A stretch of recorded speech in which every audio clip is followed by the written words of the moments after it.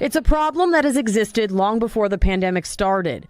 Big differences in academic performance between lower-income students and their wealthier peers, commonly known as the achievement gap. Shutdowns caused by the coronavirus could exacerbate existing achievement gaps in education, according to a recent report by McKinsey.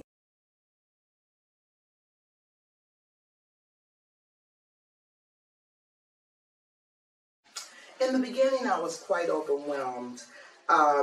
When I signed up to teach second grade, I didn't realize I was going to encounter a group that came in 2 grade levels behind, and with the antics of kindergartners, because they clearly missed an entire year of first grade. Found out, well, which I sort of knew, but like how we have even like 4th grade, 5th graders who don't know their letters and sounds, which are what they should have learned in kindergarten. The thing they do know is if they're at grade level reading, because they have to attempt to read grade level materials every day.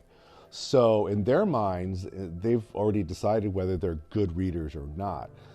But they have the tendency to decide that it's a moral judgment rather than an academic one. So if they are not reading at grade level, then they must be bad in some way. Okay, so starting this summer, we literally dug really deep into the data. We basically looked at strengths and weaknesses, opportunities, threats, trends of what goes on with our data. I was introduced to things like the SWOT data. We looked at the SWOT data for math, reading, and the school culture as well. In particular, the chronic absenteeism. And we noticed that for the most part, it was our TK, which is transitional kindergarten, through that 2nd grade where we had the highest rates of absenteeism. And then I also learned about MTSS and the Universal Design for Learning.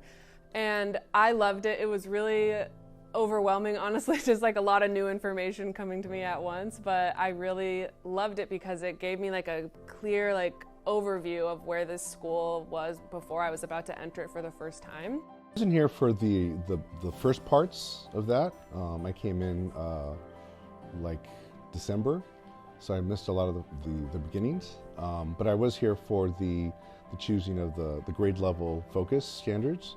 We did it together, the other grade level teachers. So it was a group effort. And looking back at it now, I feel like it's really cool too, because I came in with like this big lens of where the school was. And then through the months of our work, we've been able to kind of narrow down the focus. So like where the school is, and then where our grade level is, where each class is, and then where each specific kids, or which is each specific kid is, and their individual needs. And so it's been amazing to experience that. I feel like normally in the past at previous districts I've been in, we start in the summer with like these big exciting goals, but then we just get lost in the day-to-day. And so here at Woodworth Monroe, it's been really awesome because we had a big exciting dream in the summer, but we've actually put steps in place to get things done and to accomplish those goals. Our principal works with our children in the gym or outdoors for physical education, and that enables us to come together and meet for about, I think it's an hour and a half, once a week. I've always known like teacher efficacy is important, and working together to collaborate and plan.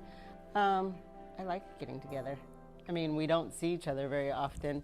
That's one of my things about being a teacher, is I'm in the room with the students so much that I don't get to sit with my coworkers. So I do like, getting together and working together. We share concerns, needs, wants, desires, which is great. Been able to work across grade levels to come up with what we feel is important for skills for each grade level. And then when we speak with our colleagues, they can also share with us what skills they feel is crucial, and then we can do some backwards planning. And I think that's definitely going to be a win-win for all of us. I've been learning what effect size is and how different strategies and different parts of teaching affect the kids in different ways and their learning. The big one for me was the teacher efficacy, which has an effect size of 1.57. And that, as we were taught by now I know is like it's just like so big. It's just such a big effect size, and I can see it too. Like I can see it in real life of how we're all working together. The relationships between the teachers is huge, but then also that like happiness that we have together funnels into the happiness that I have with my kids. So it's like all these great relationships forming, which relationships also has a big effect size, and just the beauty of like our community coming together is really powerful to witness, but then also be a part of. Working with other teachers, developing relationships with students, and the personal learning plan, goal setting. Though by themselves, they're all powerful tools, and focusing on any one of them will bear fruit in any classroom. But having all three simultaneously is like the, I don't know what you'd call it, like the triumphant or trifecta. It's really, it's a great combination. I can't think of a better one. I think it's really important that the students know exactly what they need to know.